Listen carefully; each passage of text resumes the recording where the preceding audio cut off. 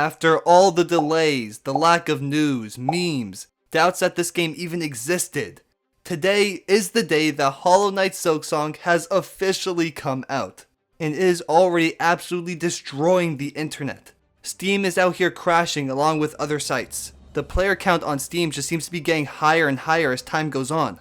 This is a generational launch of a game. And we have to remember that this is only an indie title that was developed by 3 people, and it was the most wishlisted game on Steam in 2025 at 4.8 million wishlists. And along with that, it's only $20. When big studios are coming out with $80 games, it's a breath of fresh air to see something so insanely cheap in comparison. And it's already lining up to be arguably the most successful game of the year. Now, I'm someone who has never played the original Hollow Knight. I've been dying to play it but never got around to it. But now with Silksong coming out, I decided to give it a go to see if a new player can still get into this game and if it is something that is worth buying. Which, I would be surprised if it wasn't. Before we get into things, if you guys do enjoy this video, it would mean a lot if you could like, comment, and subscribe as we are trying to get to 5,000 subscribers. But with that being said, let's see if Hollow Knight Silksong is worth getting as a new player. Now personally, I am someone that's also not really well versed in the Metroidvania genre, 2D platformers, like whatsoever. The only experience I've had with it is a few hours of Nine Souls, and I stopped playing that because I started something else, so I came into this game with like absolutely no background in the genre. But with that out of the way, the first thing that I noticed when I started this game was how beautiful it looked. I love seeing the 2D art style and how games go about fleshing it out. From all the locations that I've explored so far, the Bone Bottom, the Marrow, the Deep Docks, every single area is so unique from the last and has its own distinct feeling and style to it. So it never really feels repetitive or anything of that sort. I'm constantly excited to see what each new area is going to reveal. But this game isn't just pretty to be pretty. I think the level design is fantastic here as well. I faintly remember hearing some issues with the first game being things with the map and exploration, but honestly, I am someone that really does somewhat enjoy not having a map at times and not knowing where things are.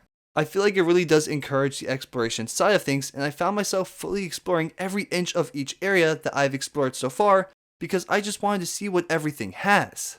Not just because of the lack of a map, but I find it enjoyable to traverse around and explore every single area, and I feel like different parts of different locations connect to one another, and I found that really enjoyable. I feel like the only thing that I would say is somewhat an issue so far for me in terms of the exploration and world are the rest points themselves, because I feel like at times I catch myself feeling like they're pretty far apart. I'm exploring for like a good 10 to 20 minutes, and I'm like, I don't know the last time I saw one, and now I become hesitant to keep exploring dangerous areas or things of that sort because I don't want to die and get sent back so far. I feel like this distance between rest points sometimes prohibits exploration because I'm scared to die at that point. But in terms of the boss fights, it's been very good so far with the rest stations being right there. Because one of my biggest annoyances in a game sometimes is when you fight a boss and die and your checkpoint is so far back and you have to go through all these enemies and things to get back to the boss fight. It's a stupid game design, but so far I haven't had to deal with that, so I'm happy with it. I feel like that's my only complaint with the exploration so far. But to tie in 2 more portions into the exploration, we have the traversal / parkour and the music / soundtrack. They are fantastic so far. The parkour took me a second to kind of figure out just because you have to hold the jump button to like jump farther, and sometimes I would just tap it and it wouldn't register my jumping and I would fall. So it took me a second to get the hang of that, but once I did, it was fine. And I can see how cool the traversal can get later in the game, so I'm so hyped to unlock more abilities for that. But also, I think the music is just beautiful. Exploring and listening to the soundtrack is already a great time. Now, moving away from the setting and exploration, let's move into arguably the biggest part of this game, and that is the combat. It's solid so far. I feel like you get a lot more abilities as you play, and that would overall make the combat a lot more enjoyable.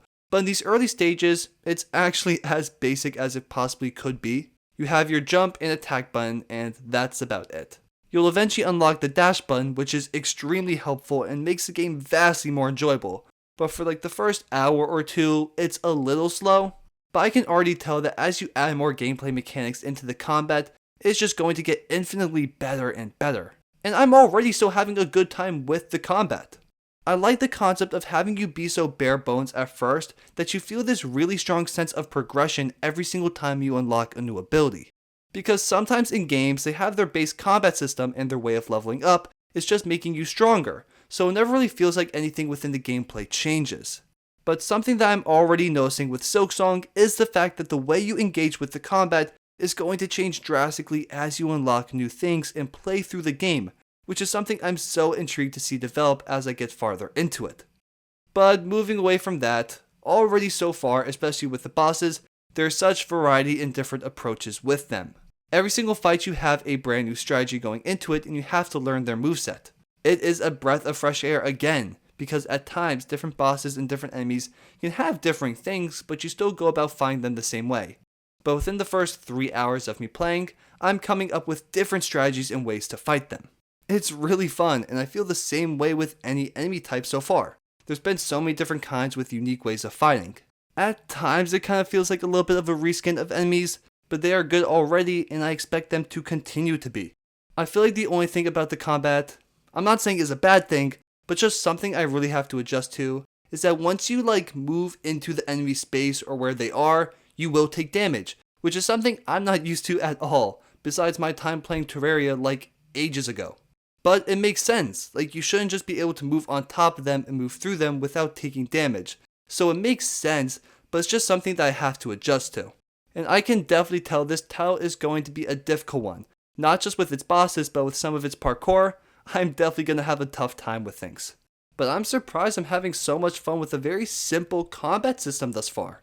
It's still really enjoyable and engaging. I'm having a good time with it so far, and I just know they're going to expand on the traversal of combat. Everything about the gameplay is just going to continue to enhance itself so much throughout the game, and I'm excited to see it. Especially if I'm already enjoying it now, I'm going to continue to enjoy my entire time with this game. Overall, my initial thoughts of Hollow Knight Silksong are really positive. There's a few little issues here and there, but I think the only genuine complaints I have are rest points being far apart, and losing the rosaries when you die is a little bit frustrating. I think everything else is just a gameplay style within Metroidvanias in the genre that I'm just not used to yet, because again, I'm not well versed whatsoever. So there is a bit of an adjustment, but to be completely honest, I'm intrigued with everything that's going on here. I know some people said things about the story being kind of weird to follow and vague, but that seemed like an issue with the first game because so far I'm really engaged with everything that's going on so far, and I am enjoying the world building and things of that sort. But overall, as a first time player of Silksong and Hollow Knight in general, and not really being someone who plays this genre, I'm having a fantastic time and I would extremely recommend other people to give this game a go. If you haven't yet, it is on Game Pass, and if you don't have that, it is $20. That is unheard of in the gaming industry nowadays. Especially with a game as good and popular as Hollow Knight, Team Cherry just deserve all their flowers for taking all their time with this development and producing an unbelievable game thus far.